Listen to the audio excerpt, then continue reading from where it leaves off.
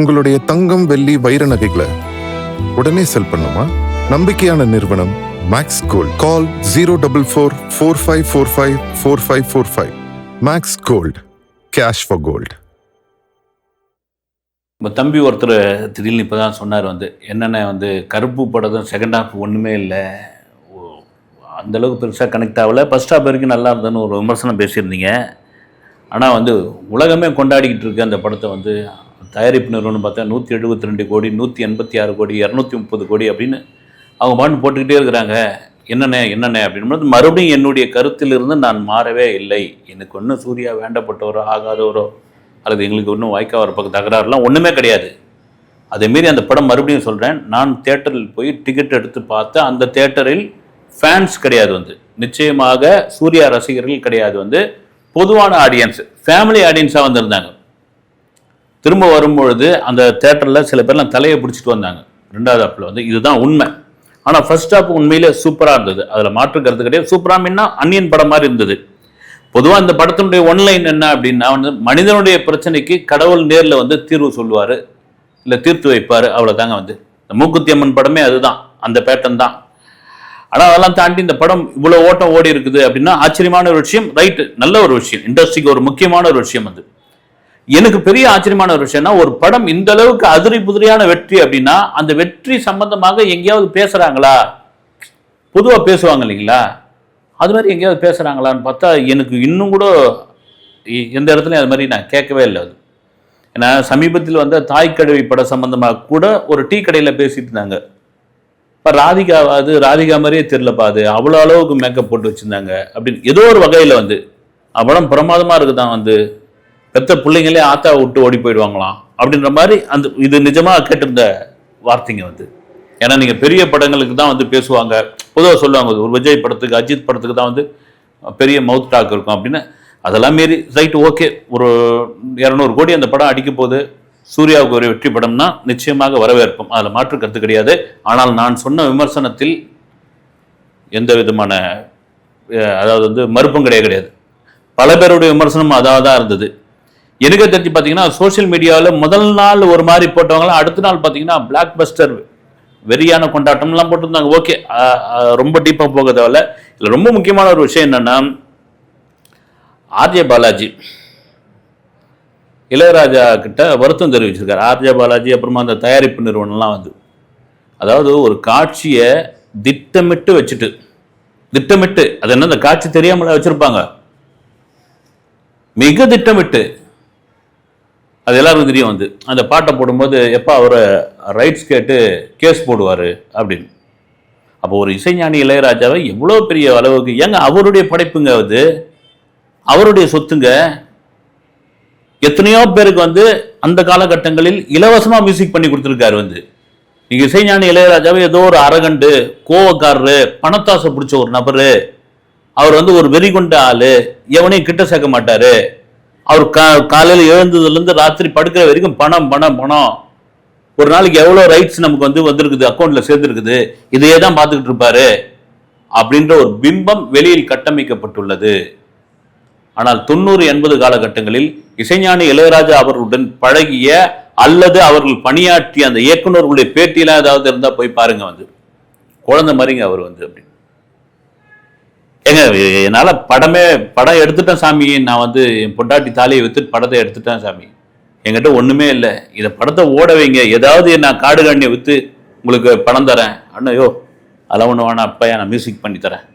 இதுதாங்க இதுதான் இசைஞானி இளையராஜா.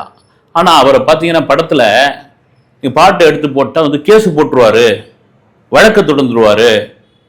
அவர் ஒரு முசுடான ஆள், அவர் பாட்டோட எந்த பிஜிஎம் வந்தாலும் அதுக்கு உடனே நோட்டீஸ் அனுப்பிச்சிடுவாரு அப்படின்னு ஒரு காட்சியும் ஒரு வசனத்தையும் வச்சுட்டு, அதுக்கப்புறம் நாங்கள் வருத்தம் தெரிவிக்கிறோம், மன்னிப்பு கேட்குறோம், மன்றாடி கேட்டுக்கிறோம், அந்த கோடம்பாக்கு பிரிட்ஜுக்கு பக்கத்தில் இருக்கிற இசைஞானி இளையராஜாவுடைய ஸ்டுடியோவுக்கு நேரடியாக நாங்கள் விளக்கம் சொல்கிறோம் அப்படின்னா, இது திட்டமிட்டு பப்ளிசிட்டிக்காக செய்யப்பட்ட ஒரு விஷயம். ஏன் அப்படின்றேன், இதே ஆர்ஜே பாலாஜி தான் IPL மேட்ச் நடந்து கொண்டு இருக்கும் பொழுது, காவிரி பிரச்சனை வந்த பொழுது, இயக்குநர்கள் பாரதி ராஜா, வெற்றிமாறன் தலைமையில் இன்னும் சில அரசியல் கட்சியை சேர்ந்தவர்கள்லாம் ஒரு பெரும் போராட்டத்தை நடத்தினாங்க. அந்த போராட்டம் நடத்திட்டு இருக்கும்போது ஆன் மைக்கில் கமெண்ட்ரி சொல்லும்போது வந்து ஆமாம் இவங்க மேட்ச் நிறுத்திட்டா தண்ணி வந்துருமா அப்படின்னு எவ்வளோ பெரிய ஒரு குசுமான ஒரு பதில் பாருங்க வந்து. காலகாலமாக காவிரி பிரச்சனை கர்நாடகாவுக்கும் தமிழ்நாட்டுக்குமான ஒரு பெரும் பிரச்சனையாக நடந்துகிட்டு இருக்கு.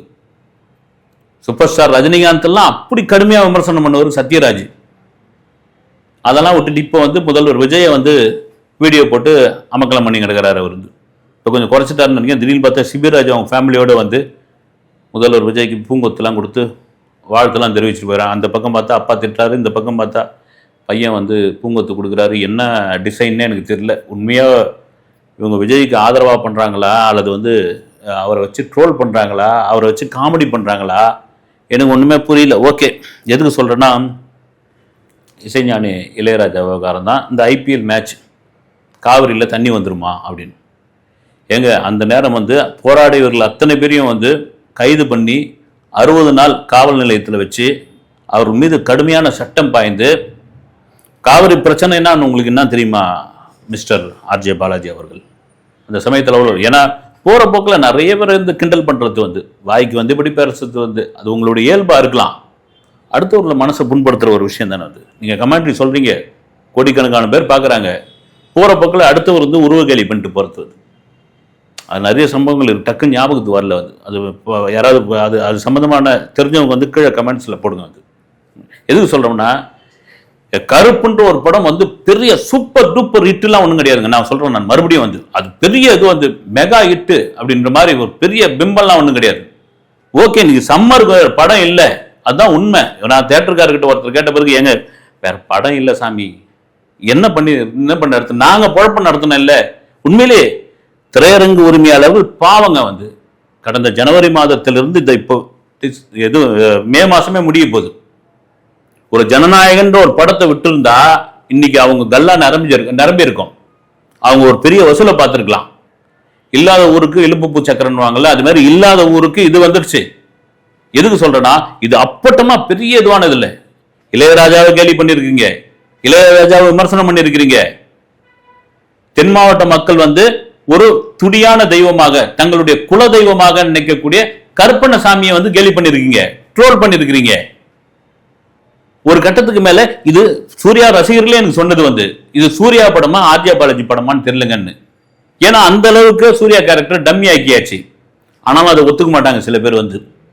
எதுக்கு சொல்றேன்னா என்னத்தையோ போட்டு உருட்டி ஆச்சா போச்சா ஆ ஊ கிட்டத்தட்ட இந்த இட்டு இந்த 200 கோடி 250 கோடி வச்சு ஆர்ஜே பாலாஜி இன்னும் ஒரு 6 வருஷத்துக்கு பேசிக்கிட்டே இருப்பார் பொழுது. எங்க மூக்குத்தி அம்மன் படத்தோட இன்னொரு வடிவங்க, அவ்வளவுதாங்க. பெரிய ஒண்ணு இதெல்லாம் கிடையாதுங்க. அது ஒண்ணு கேட்டா கோர்ட் இப்படி இருக்குமா, வக்கீல்கள் இப்படி நடந்துப்பாங்களா, யதார்த்தத்துக்கு அப்பாற்பட்ட ஒரு கதைங்க வந்து. இப்படிலாம் எந்த கோர்ட்டும் இருக்காது, எந்த வக்கீலும் அப்படிலாம் இருக்க மாட்டாங்க. நிஜத்துல சாமிலாம் வந்தா இது என் எல்லை, இந்த எல்லையை தாண்டி இந்த என் பவுண்டரி, அந்த பவுண்டரிக்கு அப்படி போனா வந்து 4, அந்த பவுண்டரிக்கு மேல பிறந்தா 6 அவர் பாணியில் சொல்லணும்னா அப்படிலாம் எந்த சாமியும் சொல்லாதுங்க. அப்படி ஒருவேளை சாமி இருந்தா அப்படி வந்தா அப்புறம் சாமி கிட்ட சத்தியம் வாங்குறது, இதெல்லாம் என்ன சாமி? அப்புறம் என்னையே திட்டு ஓன படத்துக்கு ஏன் மக்கள் மறுபடியும் வந்து விமர்சனம் பேசிக்கிட்டு இருக்குன்னு. விமர்சனம் பேசலைங்க வந்து. ஒரு மக்களை எந்த அளவுக்கு இந்த சோசியல் மீடியாவை வைத்து ஏமாற்ற பார்க்கிறார்கள், இந்த மக்களை எப்படி நம்ப வைக்கிறார்கள். நிச்சயமாக சூர்யா அவர்களுக்கு ஒரு வெற்றி படம் தேவை என்பதில் மாற்று கருத்து கிடையாது. நிச்சயமா ஆகச்சிறந்த நடிகர், அதுல எந்த விதமான மாற்று கருத்தும் கிடையாதுங்க. ஆகச்சிறந்த நடிகர். தியேட்டர்கள் இட்டுன்றது ரொம்ப நாளைக்கு அப்புறம் கிடைக்கவே இல்லை. அதே சமயத்தில் இந்த இட்டு போதும்பா, இதை வச்சு நம்ம வண்டி ஓட்டிடலாம் அப்படின்ற அளவுக்கு வந்தாச்சு. ஏன்னா நான் திரும்ப சொல்றது தான், நான் அவர் சூர்யாவுக்கு மட்டும் சொல்ல, சூர்யா கார்த்திக் மட்டும் சொல்ல, விக்ரமுக்கு சொல்ல, யாருக்கும் சொல்ல. நீங்க ஜெயிச்ச நடிகர்கள்லாம் பார்த்தீங்கன்னா நீங்க ஏன் அந்த புதுமுக டைரக்டர்களுக்கு ஒரு வாய்ப்பு கொடுக்க மாட்டேன்றீங்க? திரும்பவும் கேட்க மாட்டேன், அவங்க கிட்ட அந்த திறமை இல்லையா, அவங்க மேட்ட நம்ப மாட்டேன்றீங்களா என்னன்னே எனக்கு புரியலைங்க வந்து. ஒரு படம் இட்டு கொடுத்த டைரக்டர், 2 படம் இட்டு கொடுத்த டைரக்டர், ஒரு படம் இட்டு கொடுத்து 4 படம் ஃபெயிலியர் ஆன டைரக்டர் கூட போய் நீங்க வந்து படம் பண்றீங்க. இந்த சாலை கிராமத்துல வலசர்வாகத்திலையும் அவ்வளோ அசிஸ்டன்ட் டைரக்டருங்க கதையை வச்சுட்டு காத்துக்கிட்டு இருக்காங்க. நீங்களாம் வருஷத்துக்கு என்ன 1 படம் 2 படம் பண்ண போறீங்க, 1 படம் பண்ண போறீங்க. ஒரு படத்தை ஒரு கதையாவது வாங்கி ஒரு வாழ்வு கொடுக்கலாம்ல. சினிமாவோட நிலைமை ரொம்ப மோசமா போயிட்டு இருக்கு இன்னைக்கு. அந்த பக்கம் பார்த்தீங்கன்னா விஜய் அவர்களுக்கு, முதல்வர் விஜய்க்கு ஜனநாயகன் படம் வந்த சமயத்தில் வாயை திறக்காத ஆட்கள் வந்து ஒருத்தர் கூட வாயை திறக்கல. சினிமா இண்டஸ்ட்ரியிலிருந்து பயம், ஏதாவது பேசிட்டு அன்றைய ஆட்சியில் இருந்த திமுக நம்ம மீது கோபம் ஆயிட போகுது, ரெஜெக்ட்ல நம்ம படம் பண்ண முடியாத போயிட போறோம் அப்படின்ற பயத்தோட வெளிப்பாடா. ஏங்க ஒரு படம், அந்த படத்தை அவ்வளோ தூரம் வந்து ஹைகோர்ட்டுக்கு, சுப்ரீம் கோர்ட்டுக்கு, சென்சார் போர்டுக்கு சுத்தல்ல விட்டு கடைசியாக அந்த படத்தை எடுத்து வந்து ஆன்லைனில் போட்டு விட்டு ஒரு சதி நடந்திருக்குது. வாங்க வந்து இந்த படத்துக்கு சென்சார் கொடுக்கலையா, ஒட்டு மொத்தமாக கிளம்பியாங்க எல்லா இண்டஸ்ட்ரியும், இந்த சென்சார் போர்டு ஆஃபீஸ் முன்னாடி உட்காருவோம் வாங்க, இல்லைன்னா ஒரு மத்திய அரசு அலுவலகம் முன்னாடி உட்காருவோம், போய் உட்காந்தா தானே ஒரு வீடியோ கிடைக்கணும். யாராவது எனக்கு தெரிஞ்சு பார்த்தீங்கன்னா, நான் கேள்விப்பட்டது சில நடிகர்கள்லாம் பார்ட்டி வச்சு கொண்டாடி இருக்காங்க ஜனநாயகம் வரலன்னு. சில நடிகர்லாம் ஃபோன் போட்டு பேசியிருக்காங்க. சில இயக்குனர்கள்லாம், மச்சான் பாத்தியா அடுத்த சிஎம் அவரு, ஜனநாயகன் பத்தியா எப்படி இதுவாக இருக்குதுன்னு. காரணம் என்னன்னா, விஜய் அவர்கள் இதெல்லாம் ஜெயிக்க மாட்டாருங்க, சிஎம் எல்லாம் உட்கார மாட்டாரு அப்படின்னு இந்த சினிமாக்காரர்கள் நம்பின ஒரு விஷயம். நீங்க வந்து அவருக்கு வந்து ஆதரவு தேடி பிரச்சாரம் பண்ண தேவையில்ல, அப்புறம் நீங்க கொடி பிடிக்க தேவையில்ல, ஏன்னா அதெல்லாம் உங்களுக்கு பயம். ஒரு திரைப்படத்துக்கு ஒரு குரல் கொடுக்கல நீங்க வந்து. இன்னைக்கு பாத்தீங்கன்னா வருஷ கட்டின்னு போய் வந்து எல்லாரும் அப்பாயின்மெண்ட் கேட்டு பார்த்துட்டு வரீங்க வந்து. அவர் உண்மையிலே அதை தவிர்த்து இருக்கணும், அது ஏன் தெரியல. எல்லாரையும் வந்து நிக்க வச்சு போட்டோ ஷூட் எடுத்துக்கிட்டு இருக்காரு வந்து. அடுத்து ஆரம்பிக்க போறாங்க பாசத்தலைவனுக்கு பாராட்ட விழான்னு நடத்தின்னு போகட்டும். இப்போ சூர்யா மேட்ருக்குள்ள வருவோம். சரி, இந்த ஒரு இட்டு, இந்த இட்டு எங்களுக்கு பெரிய இட்டுங்க, இதில் மாற்றுக்கிறது கிடையாதுங்க, நாங்கள் இதை கொண்டாடதாங்க தீர்வோம், நீங்கள் என்ன வேணாலும் பேசிங்க அப்படின்னு சொல்லிட்டு உடனே அடுத்து கடன்னு பார்த்தா என்னது விஸ்வநாதன் அண்ட் சென்ஸ்னு ஒரு படத்தில் நடிச்சிட்டு இருக்காரு. இந்த படத்துடைய வியாபாரம் இப்போ சோல்ட் அவுட்டான். இது யார் சொல்றாங்க என்னன்னு தெரியலங்க. அந்த படம் எந்த லெவலில் முடிஞ்சிருக்குது, எந்த இதுவாக போயிருக்குன்னு தெரியல, படமே சோல்ட் அவுட். அதை விட ஒரு அதிகப்படியாக ஒரு படம் ஒரு இது போய் இந்த கருப்பு வெற்றியை பார்த்துட்டு ஜனநாயகன் படத்துடைய ப்ரொடியூசர் கேவிஎன் பட நிறுவனம் அடுத்து நம்ம வந்து அவர் வச்சு தான் படம் பண்ணிட்டு போறோம் முடிவு பண்ணியாச்சு. கதை வந்து எச் வினோத் தான், டைரக்டர் அவர் தான். ஏங்க அவர் பண்ண படமே, அவர் பண்ண இதுவே வந்து இன்னும் வரல. அது அந்த படத்தை வந்து பைரசியில் பார்த்துட்டு 1000 கமெண்ட் சொல்லியிருக்காங்க சில பேர் வந்து. அது தேட்டரில் தான் பார்க்கணும், பகவந்த் கேசரி, அந்த கேசரி, இந்த கேசரின்னு சொல்லியிருக்காங்க. அதுக்குள்ள பார்த்தீங்கன்னா கேவிஎன் நிறுவனம் வந்து அட்வான்ஸ் கொடுத்துட்டாங்க, ஷூட்டிங்கை ஸ்டார்ட் பண்ணிட்டாங்க. எச் வினோத் வந்து ஸ்டோரி போர்டு ரெடி பண்ணிட்டாரு. இது ஒரு பக்கம் போயிட்டு இருக்கும் பொழுது எனக்கு இன்னொரு பக்கம் பெரிய ஆச்சரியமான ஒரு விஷயம் என்னன்னா, அடுத்து வந்து சூர்யாவை வச்சு சங்கர் தாங்க டைரக்ட் பண்ண போறாரு. என்னடா அது அப்படின்னு நினச்சேன் நான். ஏன்னா சங்கர் அவர்களுக்கு இந்தியன் டு கேம் சேஞ்சர்னு ஒரு படம் தரன்னு கீழே எடுத்துன்னு வந்து விட்டாச்சு.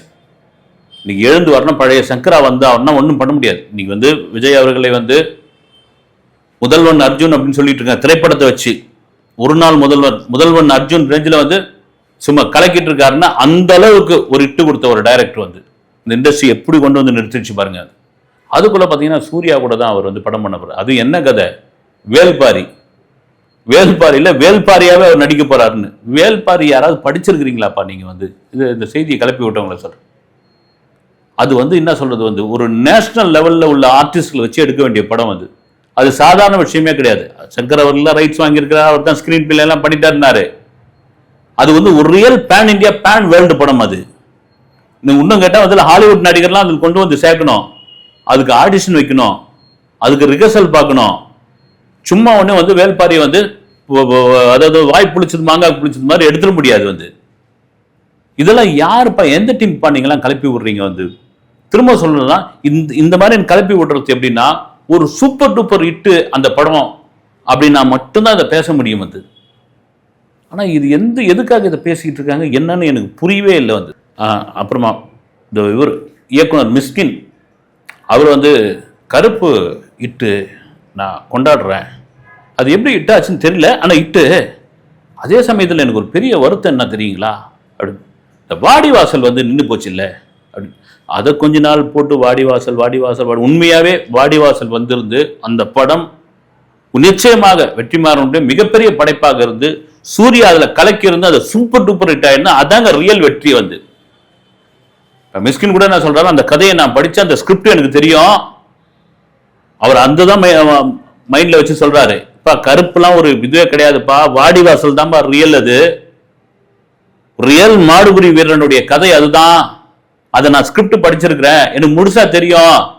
அது டிராப் ஆகி போச்சு, அது எங்க இது எங்கன்ற ரேஞ்சில் அவர் நேரடியாக சொல்லியே கட்டி அதை தான் போட்டு அடிக்கிறாரு. உண்மையா பார்த்தீங்கன்னா ஈசிஆரில் வந்து அந்த வாடிவாசல் மாதிரி செட்டு போட்டாங்க. அப்புறம் சூர்யா அவர்கள் போய் நிஜமான காளைகள்லாம் வந்து பழகினாரு. அப்புறம் காளையை போட்டு அடக்கினாரு. லண்டனில் போய் கிராஃபிக்ஸ் வேலைலாம் பண்ணிட்டு வந்தாங்க. என்ன இதுன்னே தெரியல பாருங்க. அதுதான் உண்மையான, நிச்சயமாக அந்த படம் அதிரி புதிரியான வெற்றி பெற்றிருக்குங்க. மாற்று கருத்து கிடையாது கிடையாது. இந்த படத்தை ஒரு 2.25 வருஷமா எடுத்துட்டு எதுக்கு சொல்றேன்னா, இந்த பணம் கொடுத்து, ஏன்னா பாவம் நேரத்தெல்லாம் வீணாக்கிட்டு ஒரு குடும்பத்தோட ஒரு டிக்கெட் வந்து 220 ரூபா 230 ரூபா கொடுத்து ஒரு டாக்ஸிலேயோ ஆட்டோலையோ வந்து ஒரு அரை நாளை செலவு பண்ணி அதுக்கப்புறம் பார்த்த பிறகு, நான் பொதுவாக சொல்கிறேன், பார்த்த பிறகு அந்த அந்த குடும்பம் வந்து திட்டிக்கிட்டு போகிறாங்க பாருங்க. யாராவது அந்த குடும்பம் பசங்க யாராவது வற்புறுத்தி எடுத்துன்னு வந்திருப்பாங்க. அதுக்கப்புறம் கண்ணாமுன்னான்னு, ஏன்டா டே இந்த படத்துக்காடா கூட்டின்னு வந்த நீ, ஏன்டா வந்து இது மாதிரி பண்ணிக்கிட்டு இருக்க, 2500 ரூபா தண்ட செலவுடா அப்படின்றத நான் இருக்குன்னு பல படங்களுக்கு காதில் கேட்டிருக்கோம். அப்புறம் வந்து ஃபேமிலி ஆடியன்ஸ் வரல, தியேட்டருக்கு வரல, கூட்டம் வரல அப்படின்னா அவன் ஓடிடியில் தான் பார்க்க போவான். ஒரு நிஜமான வெற்றின்னு சொல்லுங்க. ஏங்க அதை வந்து நீங்க வந்து பொய்யா ஒரு புனைவை ஏற்படுத்துறீங்க? அதுல வந்து ஒரு சுகர் கோட்டோட வந்து போடுறீங்க நீங்க வந்து. எனக்கு ஒண்ணுமே புரியல வந்து. ஆனால் மக்கள் தெளிவானவர்கள், குறிப்பாக இளைஞர்கள், 2K கிட்ஸ் மிக மிக தெளிவானவர்கள். உண்மையாகவே நீங்கள் சூர்யா அவர்கள் அடுத்த படம், அது சங்கர் கூட பண்றீங்களோ, வினோத் கூட பண்றீங்களோ, அல்லது வெற்றிமாறன் கூட பண்றீங்களோ, ஒரு நிஜமான சூப்பர் ஹிட் படத்தை, நீங்க நிஜமான சூப்பர் ஹிட் படத்தை கொடுங்க. உங்களுக்கு வாழ்த்துக்கள். நான் சிறப்பான ஒரு விமர்சனத்தை பண்றேன். நான் மட்டும் இல்லை, பல பேர் வந்து அதுதான் மிக பழைய சூர்யாவாக இறங்கி அடிங்க. வாழ்த்துக்கள். அடுத்த வீடியோவில் சந்திக்கிறேன்.